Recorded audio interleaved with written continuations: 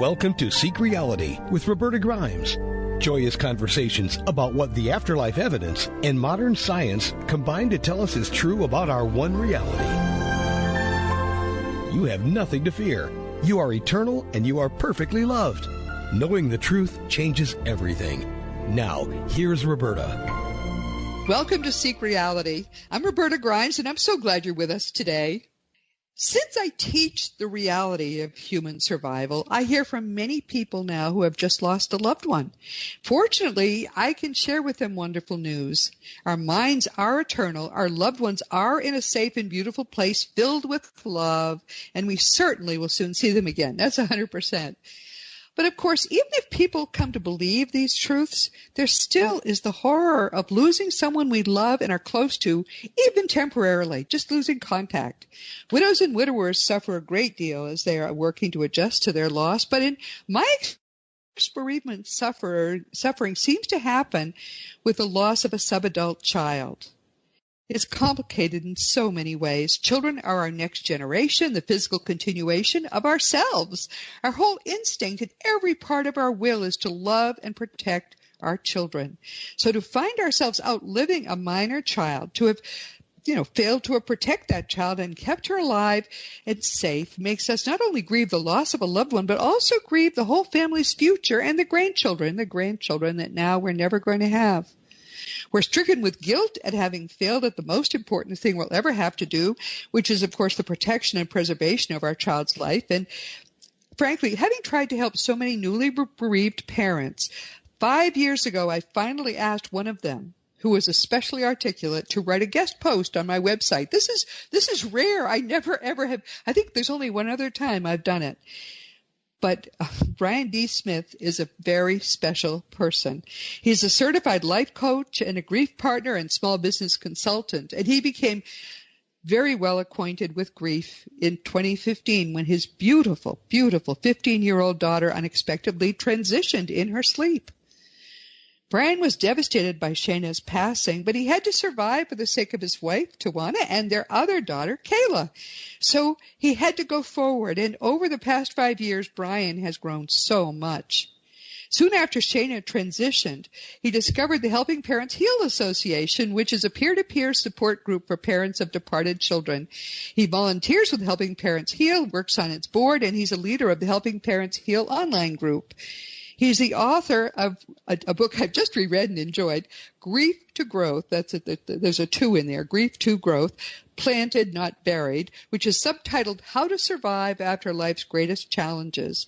He also is the host of the Grief to Growth podcast. Brian, welcome. I'm so glad to have you back with us today. Thanks, Roberta. It's great to be back with you again.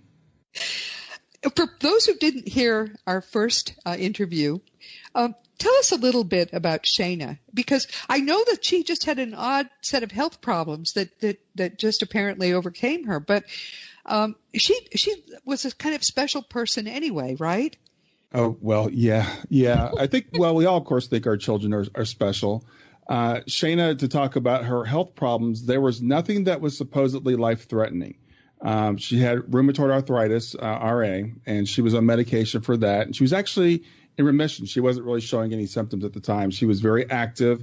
She was a volleyball player, basketball player. She actually just returned from a national volleyball tournament a couple of days before she did transition. She did have a minor heart condition that had been diagnosed by a cardiologist 3 or 4 years, I guess, before her passing, called Wolff-Parkinson's-White. And what that is a condition where the heart will periodically speed up for a little while. And in Shayna's case, her heart would speed up for about 30 seconds at a time, and then it would return to normal. Strange. Yeah, we'd take her to the cardiologist a couple of times, and she'd had a procedure. And long story short, they said that she was clear. She was clear to play volleyball. She was clear to exercise. She was clear for everything. They just said she should come back every couple of years just to make sure things hadn't gotten any worse. Oh, wow. She wasn't even on medication for this. No medication at all. Yeah, no medication at all. In fact, at one point, she had worn a monitor for a month to monitor her activity to see what happened when it actually happened, out in the wild, to say, not in the lab. Yeah, right. And never had an incident that entire month. And when she would have an incident, we'd be sitting on the couch. She'd say, Daddy, my heart is racing now. And, 30 seconds later, she'd say, okay, it's slowing down. She never lost consciousness or anything like that. So I say all this to say her passing was totally unexpected. She had some minor conditions, but we considered her to be fully healthy and expected her to live a normal lifespan. Oh, my goodness. And then you went in to wake her, or your wife did, and she had transitioned? Yeah, my wife went to wake her up. It was June 24th, 2015. I will never forget the day. I got up. I thought it was a normal morning. I go for a long walk every morning. So I went out for my walk and came in, was in my office working, and my wife had been trying to reach Shayna to get her to come down to the basement to work on our business. We have a business where we ship products out of our basement. And Shayna wasn't responding. We just assumed she had overslept. And my wife went in to wake her up, and I never forget her scream when, Shayna wasn't responsive. Oh, my Lord. I gave her CPR for, until the ambulance arrived. And we took her to the hospital. They worked on her for a while, but realistically, she was gone before, we had left the house. But you don't want to accept that as a parent. It's just I don't know how to even describe to you, being in the ambulance on the way there and knowing she wasn't breathing, but just holding out hope that somehow she would, come back. Oh, Lord. So I am so sorry. I guess I hadn't heard you tell that story, but I just think it's everyone's worst nightmare. It really is. It is everyone's worst nightmare. The thing is, 5.5 years later, and having talked to so many parents who have had children, transition, we can endure a lot more than we think we can. When I think about that day, for a long time, it would just trigger this post-traumatic shock. But I've done some work on it since then, and I can talk about it now, and I can think about it without feeling that gut-wrenching pain that I felt first. Yeah. Oh, my goodness. What was the first thing you did to sort of try to get your mind around this and try to deal with it? Well, this is, to go back a little bit, I had a fear of death from the time I was about Shayna's age when she transitioned. From the time I was in my mid-teens, I had thanatophobia, like bad. I would have panic attacks. Oh, my. So when about a few years before Shayna was born, I started really studying the afterlife, everything I could get my hands on to try to get over my own fear of death. So by the time Shayna had made her transition, I was confident. I knew Shayna was okay. There was one blessing in my life. What a blessing that is. Yes. Yeah, wow. I never had to worry about whether she was okay or where she was. That's one thing that a lot of parents go through that I didn't have to. But what happened is, just like everything else in my life, is a series of synchronicities. I'd done a lot of research on the internet about the afterlife, so I got on the internet and I started pouring my story out. In fact, it's really wild. The day after she passed, I just had this feeling, you need to start a blog. So I started a blog the day after she passed to chronicle my journey through this whole thing. Yes. And I was reaching out to people, and someone said, you should contact this guy named Mark Ireland. He had a son transition. He started an organization called Helping Parents Heal. So I contacted Mark, and he and I started emailing back and forth. And he and I talked a few times, and he sent me the books he had written about his son's transition. And through then listening to you, I got into podcasts. That was when I really got into podcasts. And I found your podcast and Sandra Champlain's that first couple of weeks after. A lot of people do the same thing. For some reason, people are paired in people's minds, which I just love. I found both of them like right away, and I listened to every episode I could get my hands on. And I would take my walk in the morning. I would listen to the episodes and just trying to wrap my head around what's this, what does this mean? What do I do? How do I go on? Because frankly, I didn't want to. I did not want to be here. So, fortunately, again, long synchronicity series of events. I ended up meeting Elizabeth Blasson. She lives in outside of Phoenix. I just happened to be there on vacation. I had never been there with my family before. Yes. And we met and we decided to start a chapter of Helping Parents Heal here in Cincinnati. And then a little bit after that, we started the online group. And there are about 14,000 people, I think, now in Helping Parents Heal. I'm on the board. And so what I do now is I try to help other parents that are parents or anybody else, but especially parents that are going through this, the same thing. Helping Parents Heal, I like to just mention, to everyone listening, because if you know someone who has lost a child, or anyone that you think they can help, Helping Parents Heal is a wonderful organization. They're loving. It's parents helping parents, really, to get through this worst thing that can ever happen to you. And I've heard so many good things from people who have been helped by them. So I'm just happy to give them another plug. I think they're great. And you're part of it too, which is wonderful. So do you still run a separate organization, Helping Parents Heal chapter in Cincinnati? No, we don't. Our chapter in Cincinnati, frankly, never really took off. And so my wife and I felt like we were kind of being underutilized. And I'm really into the internet. So we were like, why don't we start an online group for Helping Parents Heal? Yes. But people don't have a chapter close. So Yes. there was already a group, but it wasn't really active in terms of meetings and things. And now that's grown to, I think we grew up to about 6,000 people before it merged into the main online or main group. So if you're looking for Helping Parents Heal, it's helpingparentsheal.org or Helping Parents Heal on Facebook, and you can join the group. You have to be a parent or a grandparent of a child who's transitioned, because we really want to be people that really understand what this is like.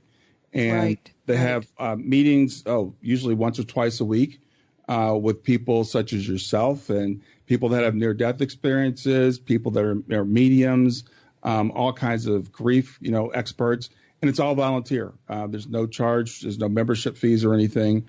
So it's a fantastic organization that saved a lot of people's lives. Yes, I've seen that. I've seen the wonderful work they do. Mm-hmm. Are they doing a conference this year? No, we will not be doing a conference this year. We're just talking about that. Of course, with COVID, we couldn't do anything live. Last year, we were scheduled to do a conference in April. We ended up doing it virtually. Yes. And I don't know if we'll do a virtual conference this year or not, because frankly, what we did because of COVID is we ramped our meetings way up from having a meeting every month or so to, like I said, sometimes we're a couple of meetings a week. So it's really wow. That's great. It's available to everybody around the world that way. So I don't know if we'll do a conference until probably next year.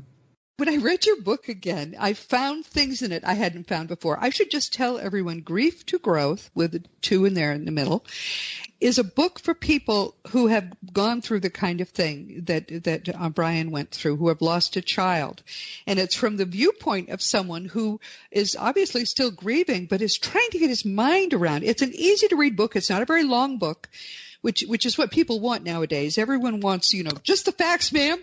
Just give us the pithy points. And your book is written that way. And I thought that it went beyond what many of these books do, because it's not so much self-focused. It's not so much focused on Brian. It's focused on what Brian was learning and growing and trying to understand. So I thought it was quite powerful. I enjoyed reading it a second time. But now I want to talk about some of the little bits that I picked out of it. One was you started talking about Emanuel Swedenborg, who was in the 18th century. He was, I guess, a channel. I read him a million years ago, and I'm not sure. But what struck me is what you said, which has really had me thinking. You said that he talked about the fact that there had been a time when there was much, much more contact between the living and the dead. But as we became more in our heads than in our hearts, as civilization, quote, progressed, we lost that. And that's the source of what we all talk about as the veil, the fact that we don't have close communication. Mm-hmm. But he said at one point we did. Can you remember that part of the book and talk about it a little bit? Yeah, that was actually, and honestly, Swedenborg is very difficult to read. So what I encourage people to do, this is what I do, lazy man Swedenborg, guys. There's a channel on YouTube called Off the Left Eye. And they have a podcast also. It's run by a guy named Curtis Childs. So they break Swedenborg down into bite-sized chunks that us normal people can understand. So that's good. I want to give a shout out to Off the Left Eye, or you can go to YouTube and search for Swedenborg. But my understanding of what Swedenborg was saying, and this makes sense if you think about it even in terms of today, is that at one time we were much more connected, that these dealings across the veil were just seen as commonplace, and people kind of walked between the spirit world and the natural world, or the physical world. Now, if you think about today, indigenous cultures, most of them are much more closely tied to their ancestors, and they have a better understanding of the afterlife and who we are, I think, than we do here in the West. And when I'm finding now, a lot of people in the West are turning to indigenous spirituality and kind of co-opting that to get back to our roots. Shamanism is becoming huge here in the West.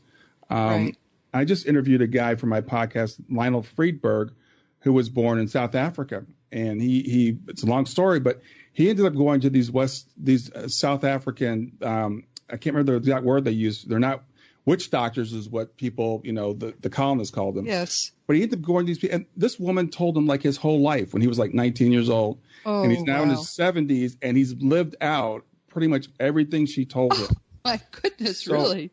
There is, we could still make that connection today, but we've gotten, as you said, so in our heads. And so it's fascinating when you listen to Swedenborg, and he was a channel. He was in his like mid 50s when he started having these visions, and he would cross back and forth between here and the spirit world. He got to experience what it felt like to die, and he writes extensively like exactly what it feels like to die. Not a near-death experience, but he actually got to feel like what it feels like when you die. So, a fascinating guy, and the more.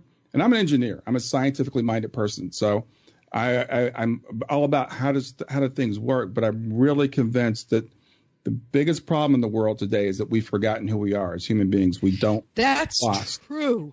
Yes, that is so true.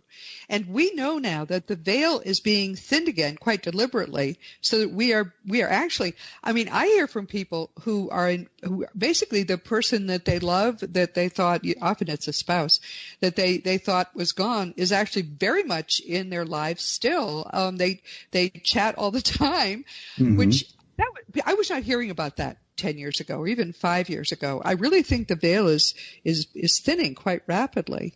In the last 2 years, I've actually heard from a number of widows whose husbands visit them for physical sex, and they say, "Is this normal?" And I in the beginning, I thought, "Oh my God, no, of course."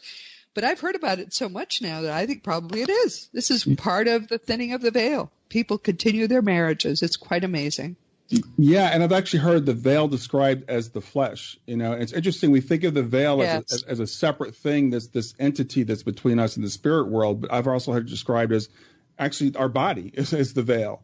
And if you think about it, you and I think, agree on this. The brain is a filter as opposed to being the generator of consciousness is more of a receiver or a filter. Yeah. And so that's actually the veil. The veil is our five senses that like basically block out everything else. And if you think about like an analogy is you can only see the stars at night. The stars are there during the day, but when the sun comes out, you can't see the stars because of all the light. Well, that's kind of the way our five senses are. The spirit world for us is subtle. And so we have to really get quiet and calm everything else down before we can actually reach across. So as people get attuned to that, then our perception is the veil is thinning. I thought you had some very good thoughts about what grief actually is and how it works, how you accommodate it in your life when grief comes to the door. One of the things you said is that Elizabeth Kubler-Ross, who I love, her 5 stages of grief really have to do with if you die, but they're not about. And those 5 stages, by the way, everyone, are denial, anger, bargaining, depression, and acceptance. And you say people who lose someone close to them don't go through those. Talk a little bit about grief. Yeah, the thing is, you can go through some of those when a person that you love passes away, dies, transitions, but you don't necessarily go through those 5 stages, and you certainly don't necessarily go through them in any order. And there are a lot of other anger emotions that come about when you have a loved one transition. So while that's a somewhat useful model, I know some grief counselors use it. I know others say absolutely not, and I don't. And more accurately, it applies to the stages of learning of your own death and accepting your own death. It's not exactly the same as going through grief. Grief is, I heard it put, grief is actually a container for emotions. It's not an emotion in and of itself. So when you're in grief, you're going to go through all those things: anger, depression, denial, bargaining, acceptance. But you're also going to maybe go through guilt. You may go through numbness. You may go through. You can actually have some joy involved with grief. I mean, there at later stages in grief, there's this really weird sense of when you remember a loved one, you have a memory, you'll feel pain and joy at the exact same time. Memories can become, like bittersweet. I'll sometimes see the picture of my daughter and it'll bring tears to my eyes, but it's because of the love that I have for her, not just the pain. Right. So grief is it's a constant companion, once you get into it, but it does change over time. It does morph into something that you learn to live with.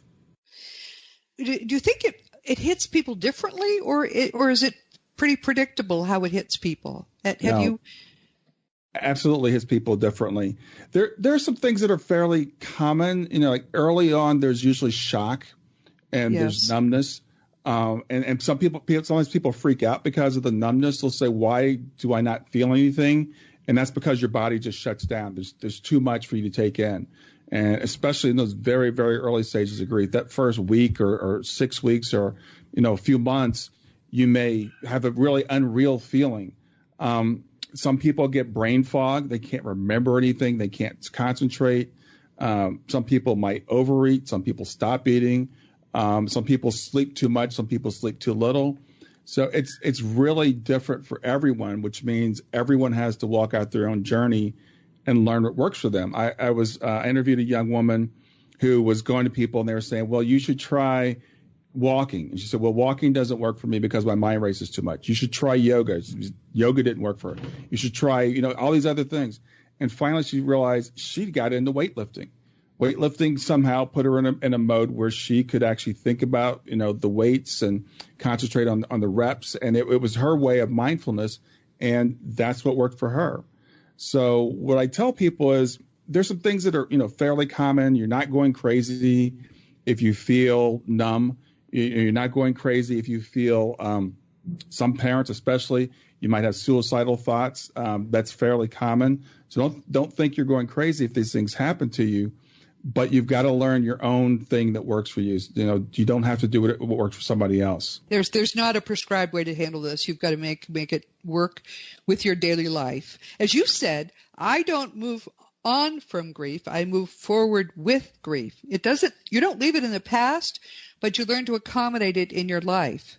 Yeah, it's interesting. I'm 5.5 years in, and so I don't know what it's going to be like for me in 20 years. I don't know. Right.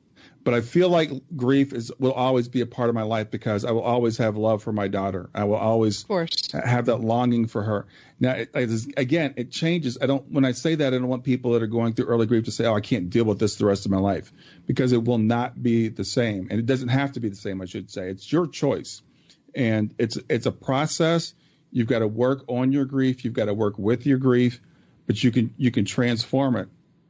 And, someone told me early on, I'll never forget this. It was like about a week after Shana passed, I was working with a counselor, and she said, "Imagine your heart, here's your heart, and now it's got a big hole in it. And the edges are raw, and they're ragged, and everything hurts." She said, what will happen is over a while, those edges will smooth out, and the pain will lessen, it will deaden, but you'll always have that hole in your heart. And that's the way I look at it. I'll always have this longing for my daughter and the connection to my daughter, but It's not the same as it was, 5.5 years ago. And hopefully in 5 years from now, it'll be even different from the way it is now. One of the things that you say that made me glad is you say that we always assume, in fact, I've always heard that having a loss of a child is one major cause of divorce, but you say that's not true? No, that's a myth. It was reported in a book somewhere, and people just took it and ran with it. Oh, wow. And I'm so glad about that. I remember after Shana passed, a well-meaning friend said, I hope your marriage is okay because, 80% of people whose children transition get divorced. And I'm like, well, great. Thanks for throwing that on top of the grief. Everything else, right. And I'm happy to report that is not true. That is a myth. It's not true that happens. Now, when grief happens to you, it exposes so much, and it rips everything open, and it makes you reevaluate your life, everything about your life. So it may be true that people decide, okay, we're just not right for each other, but you can actually grow together. And I've seen couples that come together and grieve together and actually can grow stronger. And I think that's what happened in the case with myself and my wife, because we determined that we had to heal for each other and for our daughter Kayla, and we were determined to do everything that we needed to do that. I really think that the two of you make a very cute couple. I mean, we've seen each other. I should just say a lot of people I know well, I never have met, but Brian and Tawana and I were at a conference, and I got to give them hugs and stuff. But what a cute couple you make. I have to just say that. Thank you. Very, very, very nice, very loving. She's always smiling. She's a very sweet person. But all right, so that's something important. It's not. We shouldn't look as if at it as if the loss of a child means where I'm going to lose my spouse too. That's not necessary. That's. You don't think there's even a connection really to it? I think there can be. The thing is, I work with clients where one partner says, I want to remember our son or daughter and honor them. I'm going to put pictures up all over the house, and I'm going to talk about them every day. And the other partner says, I don't want to ever say their name again. I want to forget they ever existed. That obviously can cause friction. It can also, like I said, it exposes things that were there underlying that maybe weren't spoken, where you've said, okay, I'm just kind of hanging on and tolerating this. And when grief happens, you reevaluate everything, and you say, well, why do I want to waste my life with this relationship that's not working anyway?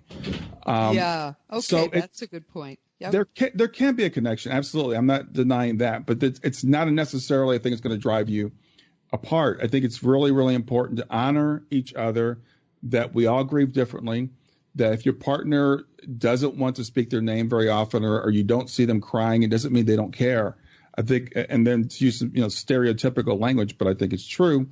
Often men will bury their grief, and they'll cry in the garage, or they'll cry in the shower, or they may pour themselves into the work. So if you're the mother of the child, for example, don't look at it and say, well, he doesn't care as much as I do. He just expresses it in a different way. Yeah. And if we honor that in the other person, then we can weather this storm, and I think we can grow.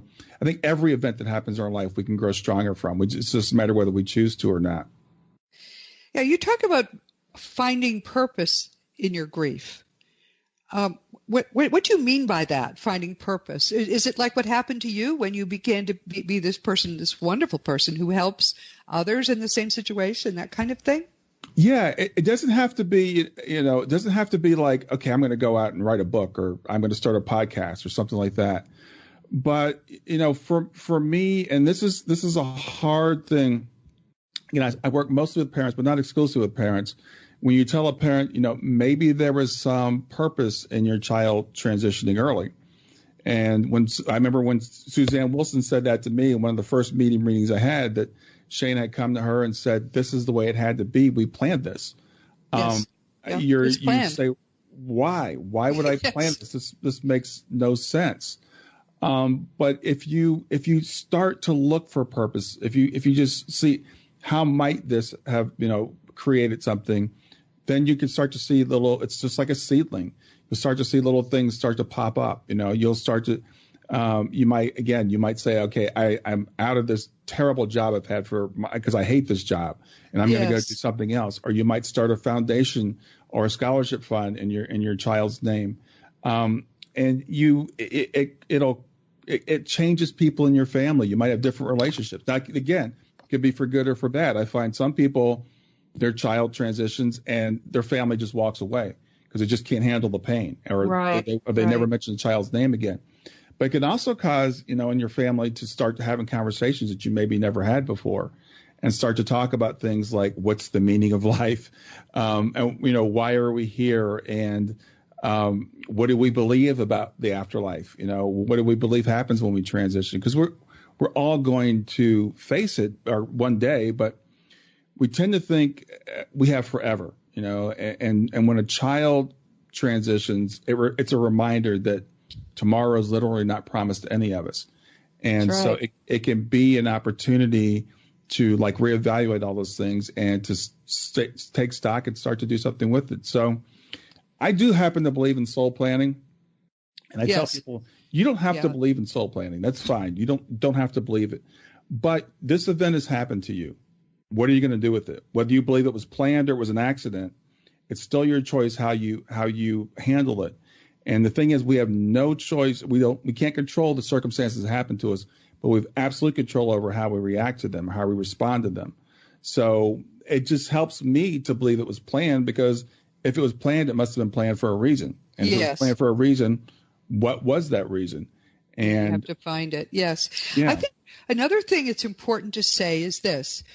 Those that we used to think were dead, who communicate with us, tell us, and this, I mean, I don't believe there are alwayses or nevers with regard to the afterlife, because it's all just so complex. But they say every child who subadult child who dies, is always a very advanced being who didn't need to live a whole lifetime. And so what they did was come as a gift to their family and their loved ones, to give them the gift of this experience of having lost a child. That's one thing. And another thing they say is that it always was planned. The child planned to leave at that early time.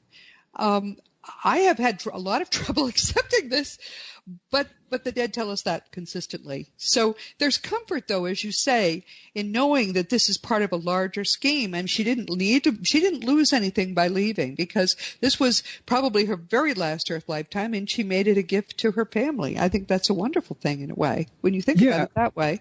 Yeah, the thing is, again, we can choose whether we believe that or not. Some people say that there are accidents. Some people say there are no accidents. And when there's a dichotomy like that, my mind goes to, I think it's a combination of both. It's kind of like light is a particle and a wave at the same time. We can't wrap our minds around it, but I think there is free will, and there is some determination. But I do believe whenever anybody transitions, it's the right time for them. Yes. So I believe that, and we know this is what we believe, what we know. We know that Shayna is not missing out on anything, because, as you say, I love the way you put that. The people we thought once thought were dead, no one dies. They're having a heck of a time, actually. Yeah, they step outside their bodies and they're like, hey, this is great. I'm happy. I'm back home. So when we view the death of a child as a death, they cease to exist, that's a tragedy. When you view the passing of a child as a graduation, that's not a tragedy. And we all come to Earth as a school or a gym or an obstacle course or a video game, or I like to use a lot of different analogies, but whatever analogy you want to use, at some point we turn off this game, we wake up from the dream, the play is over for all of us.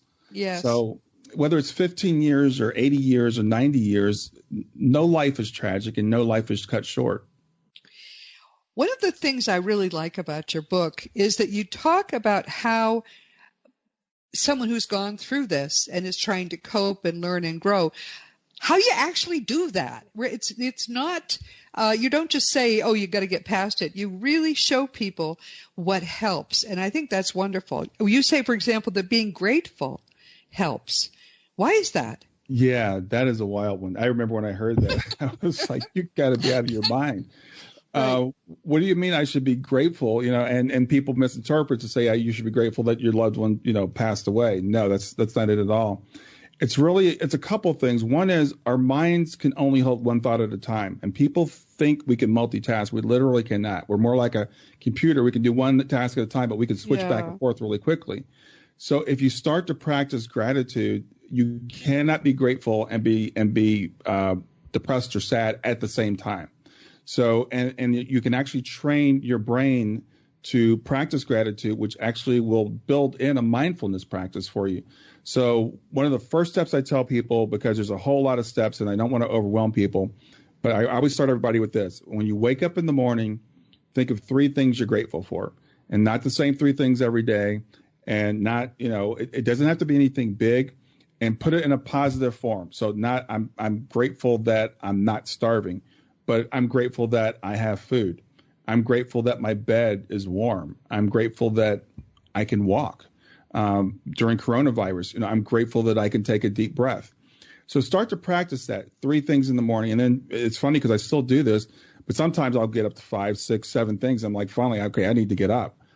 But what'll happen is during the day, you'll start to find that you'll be grateful for little things. You'll be in the shower and just think, oh, it's so nice that the water is warm. Yes, yeah, It's so nice that, and I might even think, well, it's going to drive my bill up, right? But it's nice I've got the money to pay the bill. And when I get together with friends, I'm going to be really grateful after COVID. but if I get together and go out with Yes. friends, just to have that gratitude, and it will start to gradually pull you out of this funk. Because the one thing is, when you're in grief or when you're depressed, and they're related but not the same, everything is bad. Everything is negative. Yeah, it's all you can focus on. And that's a human thing. Our brains are evolved to focus on the thing that's negative, because that's what keeps us alive. If there's a tiger running at us, we want to focus on the tiger, not on the flower. Right. So our brains are evolved that way, but we've got to retrain our brains to say, it's not all bad. This isn't all bad. This might have been the worst thing that could have happened, but something good can come of it. Something good has come of it. And I love when I listen to you, and you describe the afterlife, you describe who we are and everything, and people think, oh, this is too good to be true. I know. That's a complaint I get, believe it or not. People don't believe it because it's too good to be true. You're right. It's funny. I was listening to Lee Whitting, the host of Ian's radio show, and he did a sermon over Christmas, and he talked about Santa Claus. And this is, I thought, a really interesting connection. We teach little kids about Santa Claus. And then they get to 8 or 9, 10 years old, and then they find out Santa Claus isn't real. Right. So then they look around, they go, well, what else isn't real? Is God real? Is Jesus real? Yes. That's I hadn't really thought about it that way before. My parents did not teach me about Santa Claus. But a lot of people are like, you're not going to fool me again. There is no something for nothing. There is no happily ever after. And it's hard to believe that when we come here that we can't mess this up. No matter what we do, we are guaranteed to go back home and everything's going to be okay. Right. And that's a really hard thing, I think, sometimes for people to accept. No, I think that's really true. You've got your whole grief program starts with gratitude, and there's a lot more in the book about this, by the way, but I thought this was an interesting summary of what your grief program is. First, exercise. This goes after gratitude. Exercise. Feeding your mind, meditation, service, and reading. All right, between feeding your mind and reading, what's the difference there? Reading is one way of feeding your mind. A lot of times when people, again, early in grief, and I really wrote my book from a point where I was pretty early in my grief, and I really targeted people that are early in the grief. Yeah. A lot of times people early in the grief, they can't read. They can't focus. They literally will read a page and they cannot remember what they read, and they'll read it over and over and over again, which is why my book's also out in audio. But I also encourage people to listen to podcasts, listen to uplifting music. I listen to music that changes my mind. Paul talks about renewing our mind, and we need to renew our minds. We've got to get out of this way of thinking, that the materialistic way that the world teaches us. So for my personal practice, I do all of the above. I do gratitude practice first thing when I get up. Before I get out of bed, I get up, I put on my shoes, I walk for 7 miles. Oh, my goodness. I listen to podcasts while I'm walking. I come back, I work, then I'll meditate once or twice during the day, where I'll sit down and do a formal meditation. And what the things that I read, it's fine. People read novels. I don't. I read things about the afterlife. I'm constantly, feeding myself on this. What is the real reality? What's the real world? Why am I really here? And getting out of looking at just my own life. And the other thing is, you talked about service. Service is really important, but it doesn't, again, you don't have to join an organization. Just what can I do today to wherever I am to be a better person? If you're going into work, how can I make someone's, day a little bit better? When you're dealing with, essential workers, you're at a grocery store, be kind to the clerk. We never know how these little things are going to impact other people. And what I also tell people is, remember, you're going to have a life review one day, and you're going to be judging yourself. So every day when you're going through your day, put a little something good in there for yourself when you get to the end. Lots of treats, exactly. That's what I do too, and it makes a huge difference. Brian, we're coming toward the end of our time together. What do you hope people will take away from our conversation today? The biggest thing I want to tell people is there's hope. When you're in grief, a lot of times we feel like it's going to be this way forever. It's never going to get any better. It can. It is a choice, but it can get better if you choose to make it get better.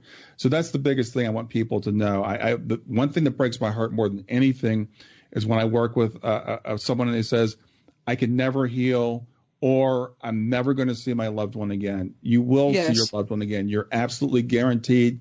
There's nothing that can keep you separated from the love of your loved one.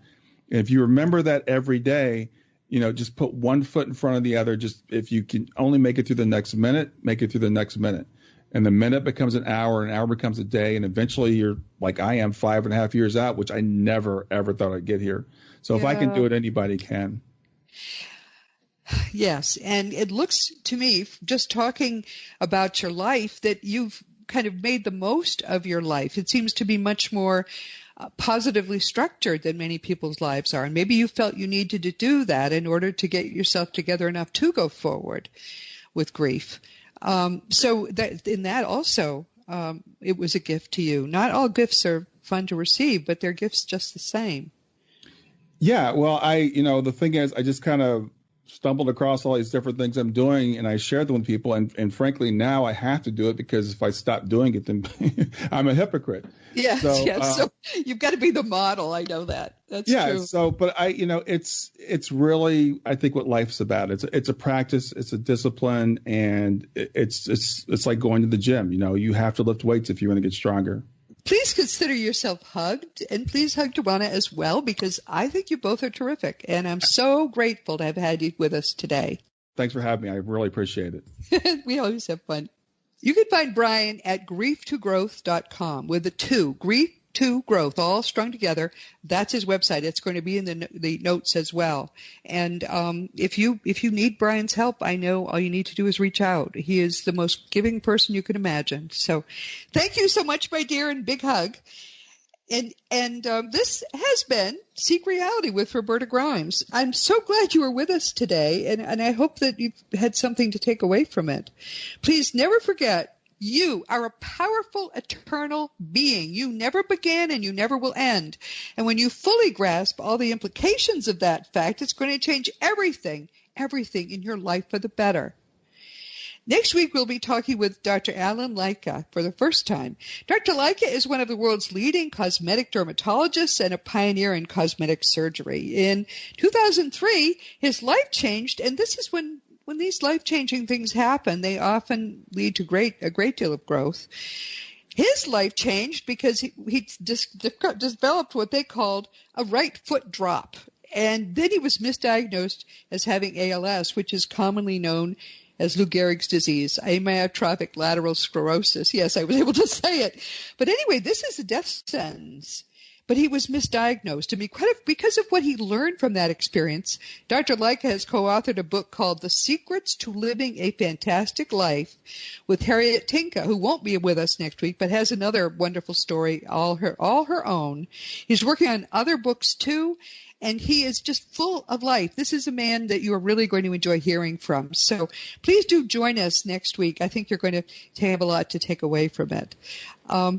And this week, of course, we've been talking with my dear, wonderful, precious friend, Brian D. Smith, who's been with us for the second time.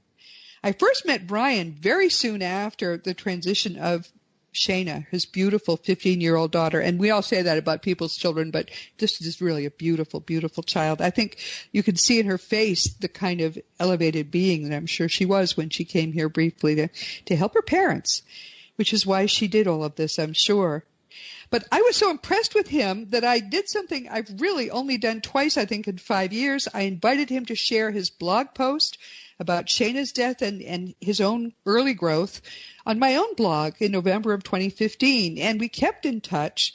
And I've watched him grow as you see he has grown as a result of what happened in his life. He needed to figure things out. He needed to get past being afraid of death. He needed to learn what his place was in helping people to get through what had happened to him. His book is called Grief to Growth, Planted Not Buried, and he has a podcast by the same name. So you can look him up and get to know him better. My friend Brian D. Smith is a lovely, earnest man with such a fire in his belly for helping other grieving parents. It's a joy to see, and it's a joy to know him, frankly. You can reach him through his website, grieftogrowth.com, and, of course, the 2 is spelled with the number 2. As you know, my own nonfiction books are Liberating Jesus, My Thomas, The Fun of Dying, The Fun of Staying in Touch, The Fun of Growing Forever, The Fun of Living Together, And when Thomas decides it's time to release it, The Fun of Loving Jesus, Embracing the Christianity that Jesus Taught. For young children, there's The Fun of Meeting Jesus, and you can order all these books through Amazon or through bookstores. All the adult books are also available as audiobooks so that it's comfortable and easy to read them. If, as Brian says, you're in a situation where you just can't focus your mind, you still can listen. If you want to talk about anything about my books, or if you have a question or whatever you'd like to talk about, you can always contact me through the green contact block on robertagrimes.com. I answer every email, even though sometimes it takes the better part of a week when I get a lot of them.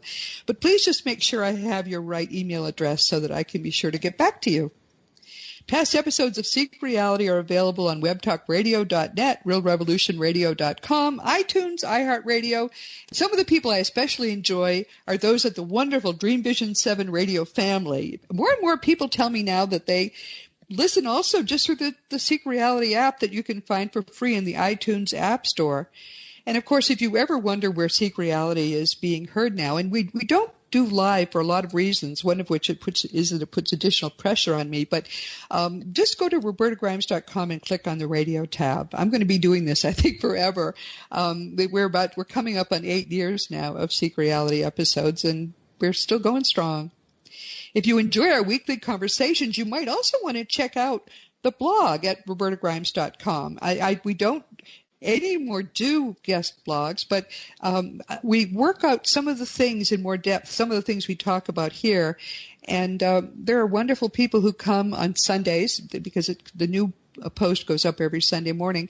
And we just have good conversations through the comment section. It's a wonderful experience for me, and I think a lot of people enjoy it too. So that's another way that we can stay in touch.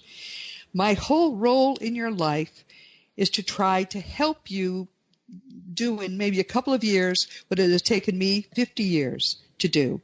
And gloriously, last week I heard from someone who told me how desperately afraid he had been 2 years ago, which is the first time I heard from him.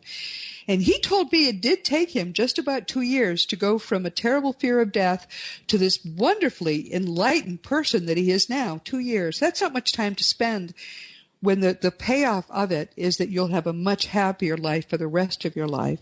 If you need to know more about that, just email me. Meanwhile, this has been Seek Reality with Roberta Grimes. Please enjoy, please make the most of this coming week in Hour 1 Reality, knowing that you are a powerful, eternal being, and you in particular are infinitely loved. You've been listening to Seek Reality with Roberta Grimes. Roberta blogs and answers questions at robertagrimes.com. Join us every week as we explore what the afterlife evidence and modern science combine to tell us is true about the one reality we all share. Knowing the truth changes everything.